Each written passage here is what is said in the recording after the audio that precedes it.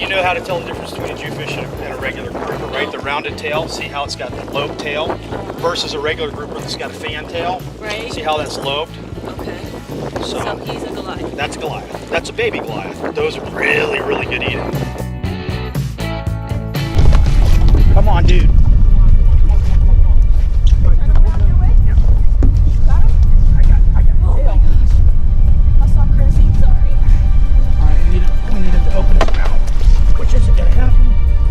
Got us. Oh my God. Darcy! There's a fish for I can't freaking believe it right now. Did I tell you we're the right guy? Nice. Oh my God. Ah! Nice. Okay, ready? Hey guys, this is Darcy from Darcizzle Offshore, and I'm right now in the St. Lucie River fishing with Ken Hudson of Snook City Charters. And he just put me on this 25-pound snook, my biggest snook of my life. Thought it was a Jewfish, and the monster came up by the side of the boat. Couldn't be happier, super excited. Ken's the man, check him out on Facebook, and I'll talk to you guys later. I'm gonna catch some more fish. Yeah, when they're swimming out against the current, something's after them. Something's looking at them, and they can feel it. Right. Well, sometimes the fish will follow them out and eat them out in the open. But for the most part, most of the bites you're going to get are going to be either under the dock or around, the snook are going to sit with their nose on that piling. Mm-hmm. So as the current comes in, it busts around the piling, and they'll sit there with their nose like that on the piling.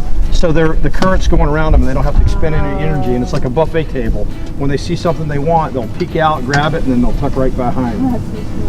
I see a bunch of splashes like in the middle over there on the other side of that white boat. Yeah, we're gonna hit all of these docks on this side. Do snook do that in the middle? A lot of times you'll see the jacks will be out in the open. The snook will be under the docks and around the docks. Oh, okay. Doesn't compare to the last one, but no, but he's fighting. Yay. Got that? Yeah, a little bit. Got that jump? There you go. Yay! Jump again. Jump again. Number 2.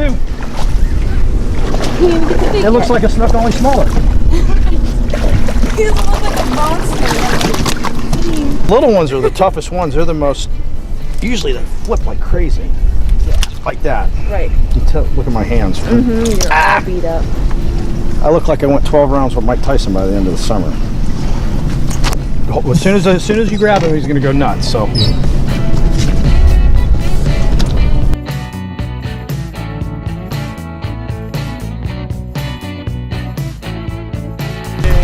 This may be a slide. Oh my gosh. Woo! Nice jump. 360. That was awesome. Good job. Good job. Good job. Good job. You're doing good. Thanks. It's so hard for people to understand when fish swim to stick the rod in the water. I don't. Really? Yep. It's real close. He's barely hooked too. Hey guys. Hey guys, this is Darcy with Snook City Charters with Ken Hudson, and I just caught this undersized snook, and we've been fishing the docks with live greenies and pilchards. So I'm gonna go ahead and release this gorgeous guy and go ahead and catch some more snook right now. Talk to you guys later. Oh, he's good.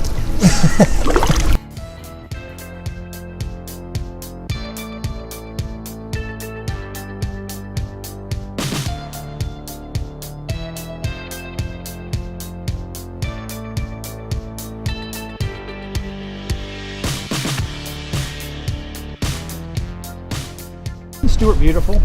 Stuart is gorgeous. I really am enjoying my day on the water today. Yeah, it's cool. All we're doing really is taking these live baits and pitching them around boats and docks. We're in the St. Lucie River. Right. Our snook fishery starts turning on really about mid-February. A lot of times it depends on the water temperature, Darcy, but when we get into that middle 70-degree water temperature, it's game on. Right. And you should be rewarded with a good-looking cast like that. And ideally, what you're trying to do is get your bait to get sucked under the boat or sucked under the dock, and that's where the snook are this time of year. And we're progressively going to make our way all the way to the inlet as we get closer to the summer. So by June, July, August, the snook are in the inlet spawning. So right now we're kind of intercepting them coming out of the way back in the river, making their way up to the inlet. So we're like midway. Gotcha. And the snook this time of year can range from any size? We catch small ones, we catch mediums, we catch large and extra large, as you know. We caught a big one this morning. Right. So, you know, we have, this is probably the most challenging way to fish for them. It's not easy. You got to have a little bit of luck and you got to be a pretty good caster. But when you pull a big one out from underneath all the structure, you know, you feel like it's a sense of accomplishment. Accomplish something. Because Yeah. you've done something. You gotta have a little bit of luck because you're dealing with structure, you know, barnacle encrusted pilings and Right. bridge embankments and things of that nature. But when you actually get a good fish out like you did this morning, you know, that's a feat. Yeah. Not a lot of people catch fish in the 40-inch range, so that's something to be proud of. I'm very proud. I can't be any happier about that fish. I'm happy I caught that fish, and you know, and it's awesome that I love St. Lucie River so much. I'm sorry, Port St. Lucie River so much. And we need you a new bait. Let's get it.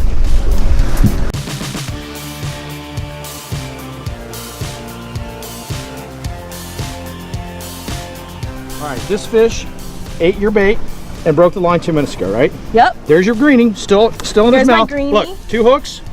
This is the one that it ate, and this is why it broke, because the hook turned sideways in the bait, and it got you around a pylon. Right. And that's the hook you just caught it on. Wow. So when people ask me, do you subscribe to the theory that once you catch a fish, they won't eat again, or if you hook one, they don't eat again? Look at The that. answer is no, and this is why. I just proved it. And the funny part was, is we talked about it earlier today. Right. Yep. You did. Is it a slot? I don't know. We'll measure. Okay. Hold up. New picture.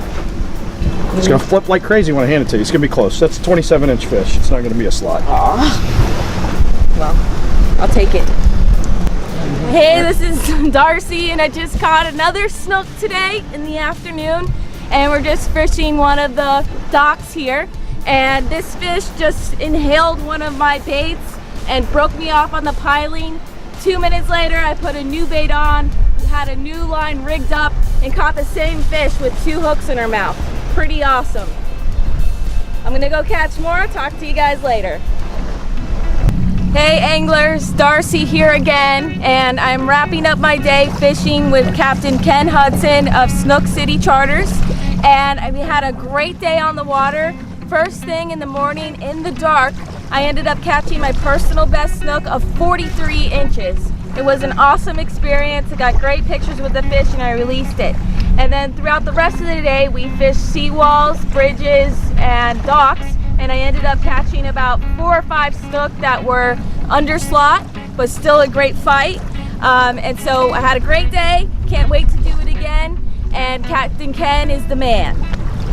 And you can go ahead and tell them. Captain Ken Hudson, Snook City Charters, and we'll get together and do it again. I had a great day. Thank My you very pleasure. much.